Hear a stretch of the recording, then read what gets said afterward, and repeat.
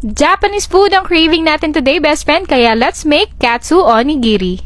First is kailangan natin ng bagong saing na kanin, kaya magsasaing muna tayo. I'm sure expert ka na dyan, best friend. Next, ang nagpapadali ng buhay ko pag nag-crave ako ng pork tonkatsu, CDO Premium Tonkatsu. Ang maganda dito, hindi mo na siya kailangan i-defrost, diretso na natin i-deep fry kahit frozen pa. Napaka-convenient, diba? A few minutes lang, meron ka ng golden brown, crispy tonkatsu. Perfect to stock sa fridge para anytime na mag-crave ka, diba? Luto na ang ating rice, so it's time to assemble our onigiri. Lagay tayo ng furikake para mas maging flavorful ang ating rice at mag-shred na rin tayo ng cabbage. Then, let's get a sheet of nori or dried seaweed. Lagay tayo ng thin layer ng rice mixture, Japanese mayo, yung ating shredded cabbage, at ang ating katsu, CDO Premium Tonkatsu. Lagyan din natin ng katsu sauce, and finally, another layer of our steamed rice. Then, i-wrap na natin to with our nori sheet. Nilagay ko rin siya sa cling wrap para mas madaling ikot at i-store. At ganun kadali, meron na tayong katsu onigiri. Sobrang okay to, best friend, for breakfast or pambaon. Kasi may kanin ka na, may ulam ka pa.